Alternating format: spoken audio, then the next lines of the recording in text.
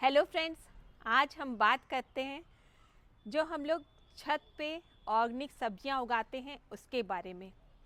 क्या आप भी अपने छत पे ऑर्गेनिक सब्जियां उगाना चाहते हैं? क्या आप भी किचन गार्डन अपने टेरेस गार्डन पे लगाना चाहते हैं और ढेर सारी सब्जियां पैदा करना चाहते हैं जो आपकी डेली यूज़ की होती हैं? तो मैं आज उसके बारे में बात करूंगी। मैं आपको धीरे धीरे करके सब बताऊंगी। पूरा फुल वीडियो देखिएगा, वो बड़े ध्यान से देखिएगा। और जिन्होंने अभी सब्सक्राइब नहीं किया है वो मेरे चैनल को सब्सक्राइब कर लें ताकि उनको किचन गार्डन या और भी पूरे गार्डन की जानकारी टाइम टू टाइम मिलती रहे।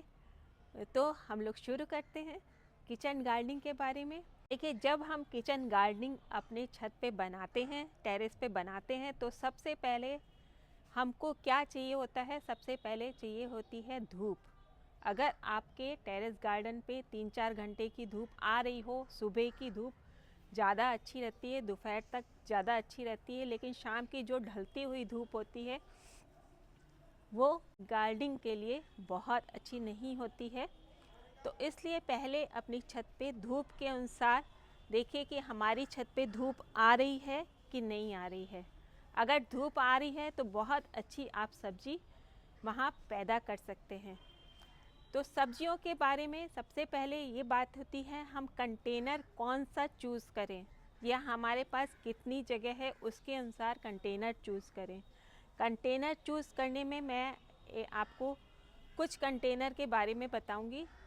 देखिए, हम लोग ने जो कंटेनर यूज़ कर रखे हैं वो देखिए सब्जियां जिसमें आती हैं क्रेट्स, उनको यूज़ किया हुआ है और सारे में हम लोग ने वही लगाई हुई हैं क्रेट्स, क्योंकि हम लोग को इसमें ज़्यादा सुविधा होती है, हम लोग इसको अच्छे से रख पाते हैं। और बहुत लोग इस पे काम कर रहे हैं। एक जो थर्माकोल का कंटेनर आते हैं वो तो और भी अच्छे होते हैं क्योंकि बहुत ज़्यादा हल्के होते हैं और उसमें भी आप बहुत अच्छे से किचन गार्डनिंग कर सकते हैं। और कुछ ग्रो बैग्स आजकल मैं दिखाती हूँ, ये ग्रीन वाले आ रहे हैं मार्केट में। इसमें छोटा बड़ा साइज सभी तरह के आते हैं, तो ये भी आप यूज़ कर सकते हैं। और जौन सी सब्जी लगाएं उसी के अनुसार कंटेनर यूज़ करें। कुछ सब्जियों को चाहिए होता है थोड़ा सा गहरा पॉट और कुछ सब्जियों को चाहिए होता है छोटा पॉट। देखिए, जैसे धनिया है, इसको छोटे ही पॉट में हम लोग लगाते हैं। 6-7 इंची के पॉट भी होगा तो उसमें बहुत आराम से धनिया लग जाता है।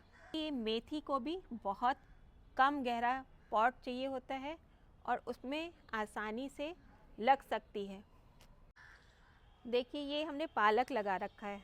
2 तरह के पौधे होते हैं, लंबी जड़ वाले और छोटी जड़ वाले, तो उसी के अनुसार हम लोग पॉट चूज़ करते हैं। लंबी जड़ों की मैं दिखाती हूँ आपको।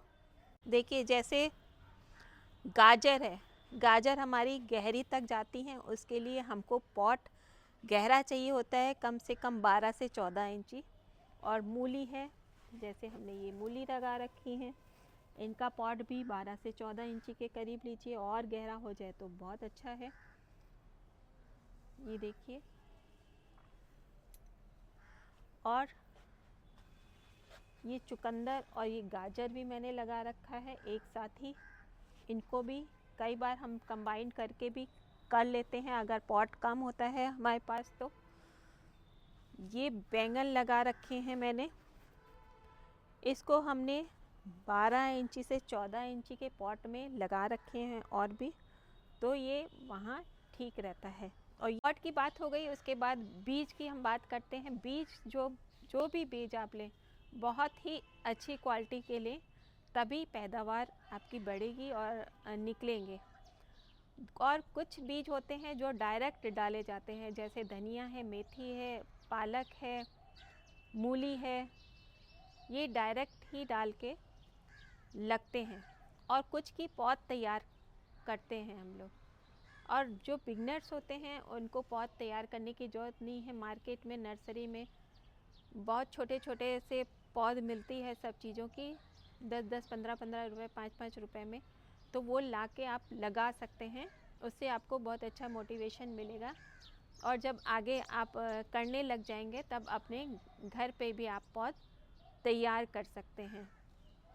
तो ऐसे ही हम लोग बीज का चयन अच्छे से करके और पौध ला के उनको लगा सकते हैं। हम लोग बीज के बाद बात कर लेते हैं मिट्टी के बारे में, क्योंकि बहुत इम्पॉर्टेंट है मिट्टी को बहुत ठीक से बनाना। उसके लिए बहुत ही पोरस मिट्टी चाहिए होती है। देखिए मैं दिखाऊं, देखिए कितनी पोरस मिट्टी है ये। ऐसी ही आप बना सकते हैं। इसमें मैंने गार्डन सॉइल मिलाया है और थोड़ा सा सैंड मिलाया है ताकि वो मिट्टी आपस में बंधे नहीं। और खाद की बात करें तो सबसे बढ़िया अगर गोबर की पुरानी खाद मिल जाए तो कुछ और डालने की ज़रूरत भी नहीं है। अगर नहीं मिलती है तो वर्मी कंपोस्ट डालिए, और घर की बनी हुई खाद अगर आपने बना सकते हैं या बना रहे हो तो उसका यूज़ करिए, तो वो बहुत अच्छी होती है। उससे उपज सब्जियों की बहुत अच्छी होती है। और थोड़ी सी नीम की खली डाल दीजिए उसमें, और थोड़ा सा हल्दी पाउडर डाल दीजिए।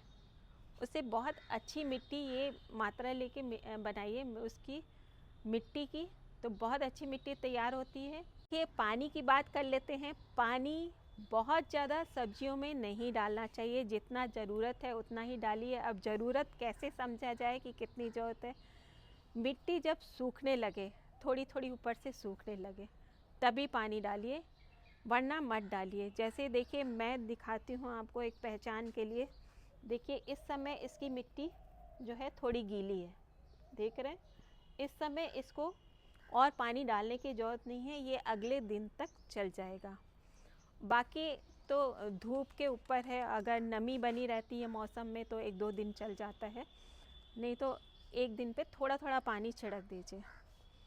तो ऐसी ही नमी बनी रहनी चाहिए, लेकिन पानी रुकना नहीं चाहिए। छेद उसका निकासी का बहुत अच्छे से, जब आप मिट्टी भर रहे हो तो उसका ध्यान रखिएगा, तो आपका पौधा मरेगा नहीं, बहुत अच्छी उपज होगी। बीज ले लिया, पौधा लगा लिया, मिट्टी अच्छे से बना ली, पानी का ध्यान रख लिया, उसके बाद क्या ध्यान रखना होता है? उसके बाद ध्यान रखना होता है हमें, जो हम उपज ले रहे हैं, ये फूल निकलने के बाद इसमें जो है हमको थोड़ी थोड़ी खाद 15-15 दिनों में थोड़ी थोड़ी वर्मी कंपोस्ट या गोबर की खाद या होममेड खाद ज़रूर डालनी चाहिए, क्योंकि इनको बढ़ने में ताकत लगती है, फल फूल बनाने में ताकत लगती है। तो थोड़ा हम इनको देते रहेंगे तो बहुत अच्छे से ग्रो होता रहेगा। अगर हर समय उसी मिट्टी में लगे रहने देंगे और इनको खाना पानी और अलग से नहीं देंगे तो ये बहुत अच्छे से ग्रो नहीं हो पाएंगे। इसीलिए कई लोग कहते हैं कि हमारा तो कुछ भी ग्रो नहीं हो रहा है।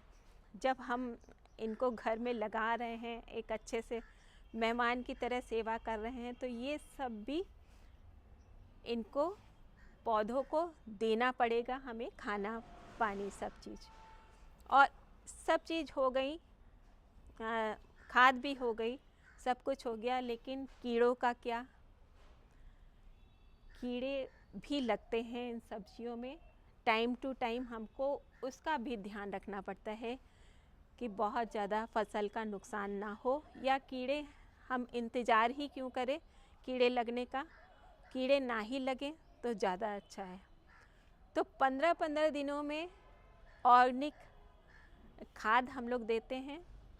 उसमें हम लोग देते हैं नीम की खली का स्प्रे करते हैं, या कभी हम लोग के किचन में सोडा होता है खाने वाला, उसका स्प्रे भी कर देते हैं, या खट्टा मट्ठा कई दिनों का रखा हुआ हम तांबे के जार में रख लेते हैं और उसका स्प्रे कर देते हैं। तो बदल बदल के ऐसे स्प्रे करते रहिए, तो आपके कीड़ा लगने ही नहीं पाएगा, और लग भी गया है तो वो ठीक हो जाएगा। तो ये थोड़ी थोड़ी देखभाल करनी होती है। सब्जियां जब हम अपने लगा लेते हैं, सब्जियां और फल बहुत अच्छे से हम लोग लगा सकते हैं। देखिए ये चीकू लगा हुआ है हमारे यहाँ, फल भी लग रहे हैं। पहले सब्जियां लगाइए फिर फल लगाइए। देखिए लाल मूली लग रही है। ऐसा नहीं है, खेती मतलब सब लोग कर सकते हैं, सब लोग अपनी छत पे लगा सकते हैं और लो बजट में हम अपने पौधों को तैयार कर सकते हैं। ये क्रेट जो हम लोग लाते हैं ये बहुत ही सस्ती 50-50 रुपए में पुरानी मिल जाती हैं। उसके ऊपर ये पन्नियाँ लगा के हम लोग बहुत अच्छी सी उपज इस क्रेट में ले सकते हैं। देखिए कितने अच्छे टमाटर अब फिर से लाल हो गए हैं, तोड़ने लायक हो गए हैं और इसमें निकलने वाले हैं। तो देख के बहुत मन खुश होता है कि अपने हाथों से लगाई हुई सब्जी जब खाएंगे ना तो इसका मज़ा ही कुछ और आएगा आप लोग को। देखिए ये सब चीज़ तो हो गई है, लेकिन एक बात जो बहुत ही विशेष और ध्यान रखने वाली चीज़ है वो ये है कि हम कैसी सब्जी चूज़ करें।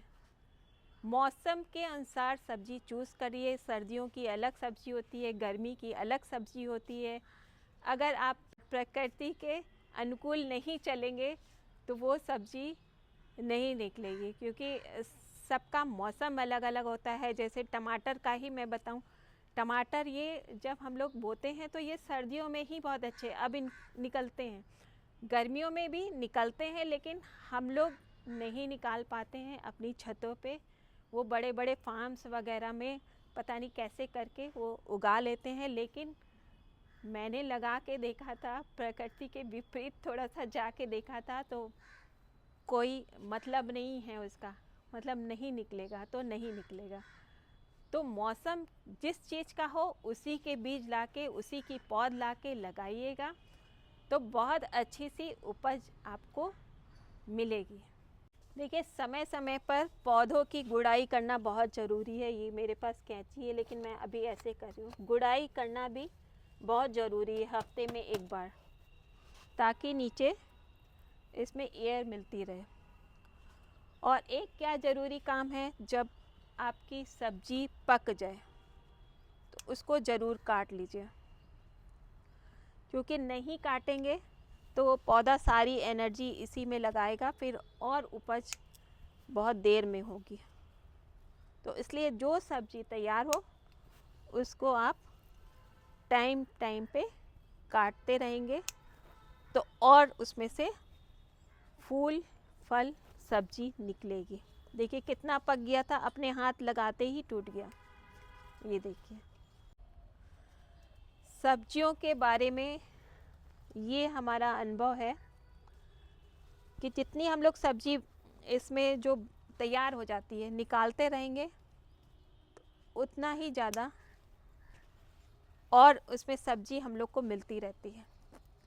तो ऐसे ही वीडियो को लाइक और सब्सक्राइब करते रहिए ताकि आपको तरह तरह की जानकारी पौधों के बारे में मिलती रहे। और भी ऑर्नामेंटल प्लांट्स वगैरह मैंने लगाए हुए हैं। तो उम्मीद करती हूँ आपका सबका दिन अच्छा हो, आप हंसते रहें, मुस्कुराते रहें और गार्डनिंग करते रहिए। Thank you friends.